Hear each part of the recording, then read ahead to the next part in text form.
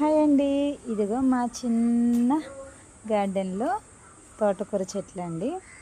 ఇదిగో మా అత్తగారు కోస్తున్నారు, నేను కూడా కొంచెం కోసాను తోటకూర. ఇవాళ మండే కదండి, నేనైతే పప్పు పెడుతున్నాను.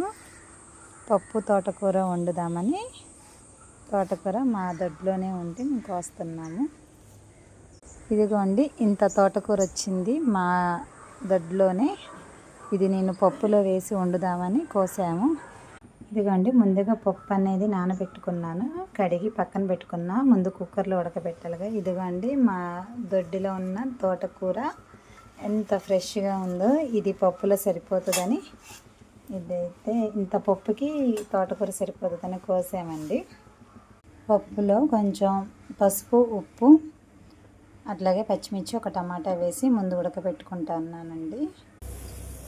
మా వంట అయితే స్టార్ట్ అయిపోయిందండి. పక్కన రైస్ పెట్టుకున్నాను, అలాగే పక్కన పప్పు ఉడకబెడుతున్నా. ఇవాళ మా ఇంట్లో తోటకూర పప్పు.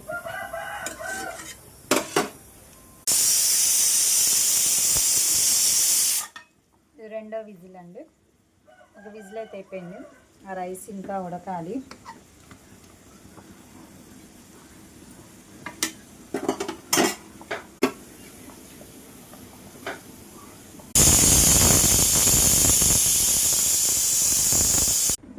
పప్పు అనేది ఉడికిపోయిందండి. ముందుగా కడిగి పెట్టుకున్న తోటకూరను కూడా వేసేసుకుందాం.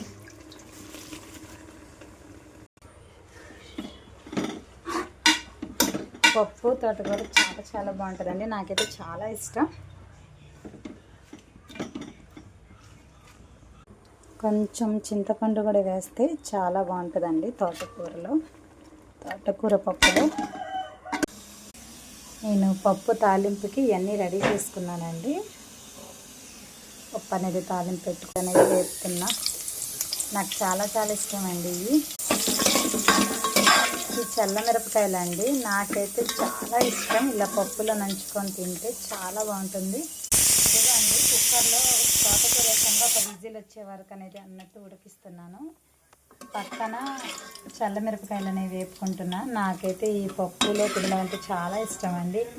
మీకు ఎంతమందికి ఇష్టం అండి ఇలాగా చల్ల మిరపకాయలు? చల్ల మిరపకాయలు వేపడం అయిపోయిందండి. తాలింపులో ఎండుమిర్చి వేస్తున్నా.